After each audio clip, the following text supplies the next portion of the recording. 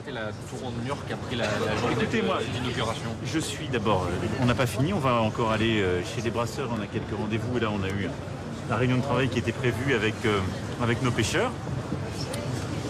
Qui aurait dit ce matin que 12 heures plus tard, on se retrouverait ici à continuer de travailler, d'avancer? Donc, on fait les choses, on avance, on travaille, on voit les filières, on voit les agriculteurs et les familles qui sont là pour le salon. Donc, on fait, on avance, et c'est ce que méritent les agriculteurs français et la ferme française.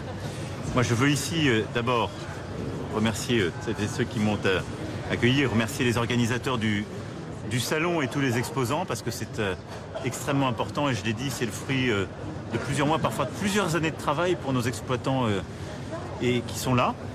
C'est une édition importante, un anniversaire important pour notre salon, et je remercie son président une fois encore d'être là au rendez-vous. Lui, ça fait 16 ans maintenant. Hein. Il est là, il est où le président? Il est avec moi, il est là-bas au téléphone. C'est sa 16e année, je crois qu'il arrête cette année, voilà, il va passer le relais. Mais c'est un rendez-vous important et je souhaite que les familles françaises puissent se rendre tout au long de la semaine ici pour venir découvrir l'agriculture de manière apaisée. Après, ce matin, il y avait de la colère, de l'impatience, des demandes. Et moi, j'ai été, comme à chaque fois d'ailleurs, au contact et à disposition pour pas simplement échanger, mais écouter, expliquer ce qu'on avait déjà fait, lancer des nouvelles actions, donner des rendez-vous et agir. Puis après, il y a des gens qui n'avaient pas envie d'écouter, qui avaient juste envie, certains, de casser ou de siffler. Bon, bah ça, faut pas que ça empêche les autres de faire, parce que ça n'a jamais réglé un problème. Voilà. Monsieur le Président, vous avez dit, il y a des gens ici qui sont venus avec un projet politique, c'est de servir le RN. Oui. Vous parlez de qui? C'est qui ces gens? Vous les avez vus comme moi. Il y en a, bien sûr, il y en a dans ce syndicat, il y en a aussi dans d'autres, mais c'est le principal qui avait très clairement assumé cela. Et qui est connu pour cela, qui a des élus qui sont engagés sur des listes, et qui très clairement d'ailleurs, malgré les discussions, malgré les échanges, dit en fait, on y va. Bon bah c'est tout, on a le droit de pas être dupe. Moi je suis pour l'échange honnête, républicain, je suis pour répondre à des problématiques, et je pense que nos agriculteurs, ils ont besoin qu'on travaille, il y a des vrais sujets qui ne vont pas, il y a des complexités, ils ont raison de dire qu'il y a des choses qui marchent totalement sur la tête.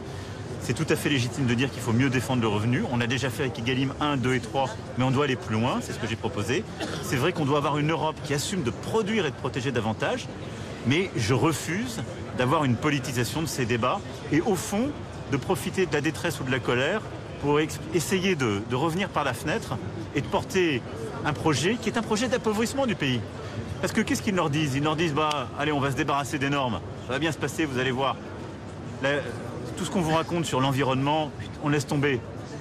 C'est de la folie de faire ça. C'est de la folie. C'est de la folie pour aujourd'hui, pour la santé des agriculteurs eux-mêmes, pour la santé de nos compatriotes et même pour notre compétitivité. Parce que c'est une transition qui se fait dans toutes nos économies. Il faut le faire de manière responsable, il faut mieux accompagner, il faut simplifier, mais il ne faut pas tout lâcher. Et puis les mêmes, ils leur disent, vous savez, on va arrêter avec l'Europe, c'est trop compliqué, on va vous protéger, dans une démagogie complète. On va fermer les frontières quand ça ne vous arrange pas. Mais ils oublient de leur dire que par ailleurs, la ferme française, elle ne marche pas s'il n'y a pas l'Europe. Elle ne marche pas s'il n'y a pas la PAC. Et elle ne marche pas si on ne continue pas nous-mêmes à importer des choses de l'Europe dont on a besoin parfois pour nourrir nos bêtes ou autres, et nous-mêmes exporter des productions qui sont les nôtres dans le reste de l'Europe. Et comme j'avais eu l'occasion de le dire dans les 2 débats présidentiels qui m'ont opposé au 2e tour au Rassemblement national, je veux bien un projet qui explique aux gens qu'on va fermer les frontières et que les autres vont continuer à les ouvrir pour nous, mais ça n'existe pas. C'est un message pour Jordan Bardella qui vient demain. Mais c'est un message pour tout le monde, c'est un message... On ne peut pas raconter des cracks aux agriculteurs. Il faut arrêter. Et donc, il y a des choses qui ne vont pas assez vite, c'est tout à fait vrai. Il y a des choses qui ne marchent pas bien. Il y a des choses qui m'exaspèrent moi aussi, c'est-à-dire quand on prend des engagements, ça ne bouge pas assez sur le terrain. Mais on a un travail, une transition. Et au fond, ce qu'on est collectivement en train de bâtir, c'est un nouveau pacte de la nation avec ses agriculteurs. Comme on l'a fait dans les années 60, où il y a eu un pacte de la nation avec les agriculteurs pour nourrir, et il a été tenu ce pacte. La ferme française, elle a été au rendez-vous. Mais elle a été sur un modèle productif qu'on doit changer. C'est-à-dire c'était un modèle productif où on a mis beaucoup de rendement, de la chimie, etc. Il faut stigmatiser personne, parce que c'est un modèle qui a été pensé comme ça, conçu comme ça. Mais les agriculteurs ont fait le boulot. Aujourd'hui, c'est un nouveau pacte qu'on fait, qui est un pacte qui, justement, doit défendre le revenu, la souveraineté alimentaire, et qui repose sur ces 3 valeurs, ces 3 objectifs que j'ai définis. Nourrir, donc On doit assumer de produire et notre souveraineté alimentaire et agricole, de protéger, c'est-à-dire qu'on doit assumer la protection de nos sols, notre biodiversité, de la variété de nos espèces, la protection aussi de nos agriculteurs et de tous nos compatriotes, et renouveler. Parce qu'un des grands défis, c'est aussi d'attirer des jeunes et de les installer. Pour faire ça, il faut du revenu, il faut encore améliorer les relations commerciales, il faut de la simplification, il faut de la concurrence loyale, et il faut une Europe qui marche mieux et plus fort. Monsieur le Président, il y a un certain nombre de sujets qui sont européens. Aujourd'hui, votre camp n'a pas de tête de liste pour les élections en juin Ne prochain. vous inquiétez pas, ça va venir. Qui sera la tête de liste? mais- Et est-ce que ça veut dire, s'il n'y en a pas aujourd'hui, que ce sera vous qui ferez campagne? Est-ce qu'il y a un désavantage par rapport au RN qui a déjà Non. fait son candidat? Parce que moi, je vous le dis, je pense et je suis convaincu que le salon de l'agriculture n'est pas le lieu d'une campagne. Il y en a qui ont commencé leur campagne avec les sifflets ou autres, mais ce n'est pas à la hauteur du débat. Vous avez fait des campagnes présidentielles au salon de l'agriculture. Des campagnes présidentielles, mais là, la campagne européenne dans une crise, j'ai fait des campagnes présidentielles dans des moments, comme tous les candidats présidentiels, où l'agriculture n'était pas dans cette situation-là. Vous savez Donc qui moi- sera votre candidat? Vous avez le nom, vous? Oui, parfaitement. Un indice? Non, Ça commence par comment, ça finit par bonne? Ça n'est pas le lieu pour faire campagne, mais c'est vous-même qui avez mis le sujet du Rassemblement Mais national parce que c'est sur une la réalité. table, en faisant en quelque sorte l'amalgame entre la coordination rurale non, et j'ai le pas fait RN. d'amalgame. Alors, D'ailleurs, expliquez-nous. je ne mets pas tout le monde dans le même sac parce qu'il y a des gens avec ce matin avec qui j'ai débattu, des différentes coordinations et qui étaient des départements qui voulaient débattre et qui parlaient de leurs problèmes. Après, je suis dupe de rien. J'ai vu aussi des gens, je les reconnais, je connais les slogans qu'ils ont. Et je sais très bien de qui il s'agit. Le principal slogan était Macron démission, il est assez partagé, on ne peut pas dire que ce soit le RN. Oui, enfin s'il était si partagé que ça, vous m'excuserez, mais j'aurais été élu ni en 2017 ni réélu en 2022 en attendant. Donc on va remettre l'église au milieu du village. Est-ce que vous-même, Mais- vous n'ouvrez pas la course aux européennes Non, en tenant mais ce ce que discours? je dis simplement, c'est que ce que je vois ici, les projets, les tracts qu'on a vus aussi, les appels à la mobilisation, je sais d'où ils viennent. Et donc, je dis simplement que le temps des élections européennes va venir, c'est le 9 juin. Ce sera un homme ou une femme? Il y aura une tête de liste qui sera désignée pour le bloc central Déjà désigné et apparemment, ensemble, si on comprend bien. et qui sera officialisée dans les prochains jours. C'est dans Qu'est-ce 4 que mois vous quand dites même. aux Voilà. agriculteurs pour le reste de ce salon? Faites la fête sans penser à vos problèmes. Pas du tout. Tout est réglé. Mais attendez, vous m'avez entendu ce matin pendant 2h30. D'abord, je dis, il faut respecter le salon. Il faut permettre aux gens de venir en toute quiétude, avec leur famille, tranquillement, pour pouvoir en profiter et que les exposants qui sont là puissent valoriser leurs produits. Ils font un investissement en venant. C'est le fruit de leur travail en amont, mais aussi ils font parfois une dépense pour venir sur les stands. Donc il faut que ça se passe bien. 2, on est au boulot. Moi je l'ai dit, dès lundi, on a la réunion d'urgence sur la trésorerie. On continue le travail.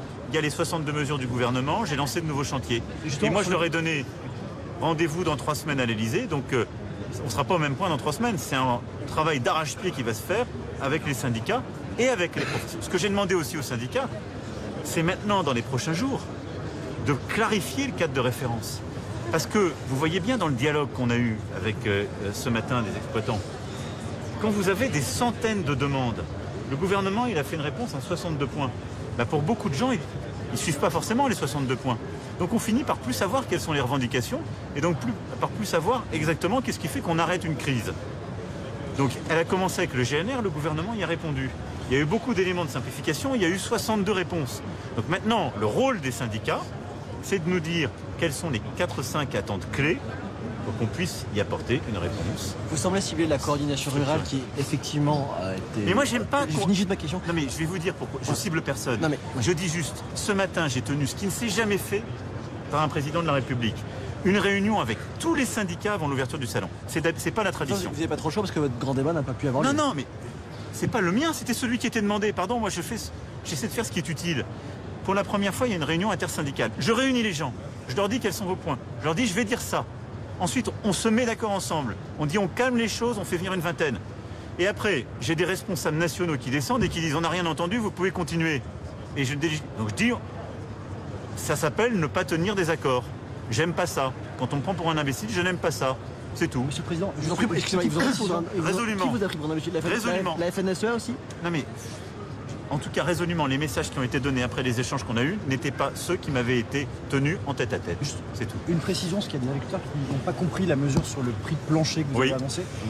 Prix de plancher européen, prix de plancher national. Alors, on Est-ce va que vous pas- pouvez nous réexpliquer un tout petit Alors, peu d'abord, qu'est-ce qu'on a fait ces dernières années avec Egalim? On a construit des indicateurs de référence. C'est-à-dire qu'on a dit quels sont nos coûts de production, on construit un indicateur par filière. Et donc, ces indicateurs, simplement, il y a des filières qui ne les ont pas fait. Et deux, cet indicateur, on contractualise sur cette base, mais ce n'est pas obligatoire et ce n'est pas forcément un plancher. C'est-à-dire que vous pouvez avoir d'autres volumes qui sont en dessous de cet indicateur. Aujourd'hui, il est clair que sur la base des indicateurs qui sont faits et qui ont été définis par ce qu'on appelle Egalim 2, on doit pouvoir construire une forme de prix minimum. C'est ça qui permettra de protéger. C'est ce qui fait qu'on dirait, dans une filière, on définit quel est, en gros, le coût de production d'un produit, et on dit que ce n'est pas possible qu'il soit vendu en dessous de ce coût de production. À l'échelle européenne? Donc ça, c'est à l'échelle française, on va le faire déjà, et on peut le faire. Donc ça, c'est ce que nous allons faire. Ce qu'on a poussé, c'est qu'on puisse le faire à l'échelle européenne. Et donc à l'échelle européenne, on va essayer de se battre pour avoir en effet une espèce de prix plancher filière par filière. Mais surtout, ce que j'ai dit à l'échelle européenne, c'est qu'on veut un Egalim européen pour attraper les centrales d'achat. Et tout ça, pardon, est un peu technique, mais nos agriculteurs le connaissent très bien parce qu'ils le vivent. C'est qu'aujourd'hui, quand il y a des négociations commerciales comme celles qui se sont finies il y a quelques semaines, on a une situation où, pour contourner la loi française, vous avez des groupes qui, en fait, n'achètent pas avec leurs bras français, mais vont utiliser une centrale d'achat qu'ils vont mettre à Amsterdam ou dans d'autres pays, et qui va permettre de contourner la loi française et le respect de ces 10 indicateurs. D'où les contrôles actuels lancés par... Alors, d'où les contrôles qu'on fait, mais d'où aussi le fait qu'on a besoin de mesures qui soient cohérentes au niveau européen, parce qu'en fait, vous le voyez bien, on a besoin de l'attraper par l'Europe. Et là, la Commission européenne nous suit, ça fait partie du dialogue stratégique qu'on a amorcé. Et donc, il y a tout un pan européen, c'est ce que vous avez dit. Donc, là-dessus, c'est tout à fait vrai que c'est aussi des sujets européens. C'est pour ça qu'il faut un candidat, quoi. que vous avez d'ailleurs déjà. Vous avez en tête. Voilà, et donc ça va venir en temps et en heure. Mais donc l'Europe, elle est au cœur de ce salon de toute façon. Parce que, c'est les choses, on a besoin d'avoir une réponse européenne pour les centrales d'achat, pour essayer d'avoir un prix minimum européen, pour avoir une concurrence loyale, pour avoir des contrôles européens et pour surtout revoir la stratégie qui aujourd'hui doit assumer de mieux produire, de produire davantage en Europe. Et donc ça, c'est ce qu'on va porter. Et je veux insister sur un point qu'il faut que nos compatriotes aient en tête.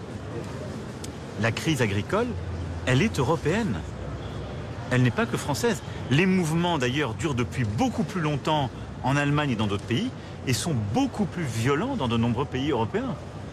Donc, la France n'est pas du tout isolée en la matière.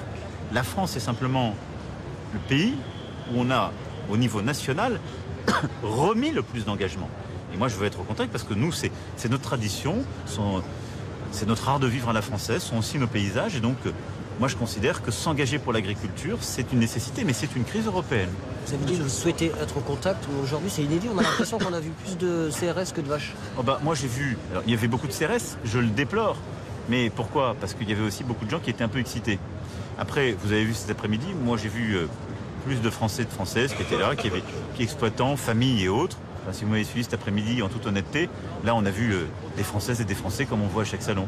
Voilà. Parce que vous avez changé de hall aussi, le hall 4. Mais bien sûr, mais parce que je ne voulais pas, mais pour une raison simple, parce que je ne voulais pas continuer d'empêcher de fonctionner le hall où il y a des gens aussi qui ont payé un salon qui doivent pouvoir vivre. Donc c'est aussi par respect. Je me suis adapté, j'ai vu les filières ici pour permettre que des gens qui ont payé leur stand, qui ce matin ont attendu, n'ont pas pu fonctionner, puissent le faire cet après-midi. On essaie d'être intelligents collectivement, mais on ne doit jamais céder aux énervements. Vous savez, aujourd'hui, il y a dû avoir 40 à 50 000 entrées. Il y avait 300-400 personnes qui étaient des gens énervés. Non, c'est les chiffres qui viennent de m'être donnés. Vous pourrez voir avec la préfecture de police comme avec les organisateurs. 500 ? Franchement, ils étaient plusieurs grosses centaines. Ne les félicitez pas de ça. C'est dramatique. Et c'est ridicule de la part d'agriculteurs d'avoir fait de la violence sur un salon qui est le leur. Mais donc, mettons que vous en aviez 500. Si vous en avez 500 alors que vous avez eu 50 000 visiteurs, on ne peut pas dire que c'est la majorité. Donc il ne faut pas que ces 500, si vous voulez, empêchent les autres de fonctionner et les familles de circuler. C'est aussi pour ça qu'on a s'organiser. Une dernière question internationale. Simplement, ça fait 2 ans que l'invasion de l'Ukraine par la Russie a commencé. Aujourd'hui, quand vous regardez la situation, est-ce que la Russie est en train de prendre l'ascendant? Et puis, on a appris que le corps d'Alexei Navalny avait été restitué à la famille. Qu'attendez-vous désormais dans la suite? Je ne vais pas faire de commentaires internationaux parce que lundi, donc dans 2 jours, je réunis à Paris plusieurs dizaines de dirigeants européens et internationaux pour justement renforcer l'aide à l'Ukraine, mais surtout avoir une discussion stratégique sur la nature et les caractéristiques de notre aide à l'Ukraine. Je suis convaincu, je l'ai dit quand j'ai reçu le président Zelensky, que nous sommes à un moment critique et qu'on doit aujourd'hui renforcer notre posture, donner de la visibilité, nous réengager encore davantage, mais aussi comment crédibiliser le fait que la Russie ne peut pas gagner en Ukraine, mais que maintenant elle a décidé de nous attaquer nous-mêmes. Et donc on doit accepter aussi de mener des actions nouvelles, c'est ça dont on va parler lundi. C'est sûr qu'ils ne sont pas en train de gagner en Ukraine, les Russes? Non, aujourd'hui, je peux pas très résolument. Il y a 2 ans, jour pour jour, j'étais dans le salon, aux côtés de nos agriculteurs. Vous êtes parti très tôt, justement. Ben évidemment, j'avais passé la nuit au téléphone, on a agi toute la journée. Mais il y a 2 ans, jour pour jour, le président russe disait « Je mène une opération spéciale, dans 3 semaines, c'est fini ». Bon, c'est pas le cas. Il y a 2 ans, il n'imaginait pas que la Suède et la Finlande allaient rejoindre l'OTAN. Ce sera ratifié lundi pour la Suède et c'est déjà fait pour la Finlande. Il est en train de gagner. Et les pertes sont à peu près similaires d'un côté et de l'autre et il n'a pas avancé. Ça n'est pas vrai. Les positions sont en train de se figer. Simplement, stratégiquement, on voit bien qu'avec le temps, l'Ukraine ayant des ressources limitées, nous on doit renforcer les munitions, les ressources militaires, ce qu'on envoie, mais on doit aussi réfléchir à comment on gère cet effort dans le temps et comment on s'assure que la Russie ne gagnera pas. Mais ce que je veux nous faire toucher du doigt, parce que tout se tient, c'est que la situation agricole que nous vivons, pourquoi on a cette crise en Europe? Parce que nos agriculteurs vivent une multicrise. Et ça, on doit y répondre. C'est du poulet ukrainien. Mais ils vivent une multicrise qui est quoi? 1, des changements de comportement. 2, la transition écologique, qui est une crise en profondeur, qui est ce nouveau pacte qu'on doit faire. 3, ils ont pris le Covid. On les a défendus, etc. Mais on les a beaucoup sollicités. 4, ensuite, l'inflation. 2 années d'inflation qui ont tout déréglé dans les prix. Et puis, une guerre en Ukraine qui a fait quoi? Eh bien, qu'on a ouvert le marché ukrainien pour aider, ce qui a totalement déstabilisé le poulet, l'œuf, le sucre, les céréales. Et avec, en ce moment, aussi, on le voit bien, des déstabilisations qui viennent du côté russe, avec des volumes qui sont lâchés en masse et qui viennent faire baisser les prix. Et donc, ce que j'ai porté il y a plusieurs semaines en Europe, ce que je dis là aux agriculteurs, c'est aussi, il faut un sursaut européen en matière agricole. Parce que cette PAC qu'on a pensée avant beaucoup de ces crises, elle est plus adaptée. La PAC, elle a été pensée et conçue, on avait juste eu le Covid, mais on n'avait pas eu ces années d'inflation, on n'avait pas eu la guerre, on n'avait pas eu tout ça. Donc on doit totalement repenser notre modèle si on veut réussir cette transition. Donc c'est pour ça qu'on a besoin d'une PAC et d'un engagement européen qui dit on produit plus, on protège mieux et on met plus de financement sur la transition. Et ça, on doit le faire vite parce que nos agriculteurs, ils ont besoin d'une réponse nationale, ce qu'on fait là. Mais il faut de manière profonde une réponse européenne plus adaptée. Vous allez boire un whisky aux 3 brasseurs ou pas? Je vais prendre une bière aux 3 brasseurs. Merci beaucoup. Vous êtes les bienvenus d'ailleurs. Oui, venez, venez boire une bière. Ah non, mais faites-les. Merci beaucoup. Bon, on va boire un coup chez les brasseurs. Venez.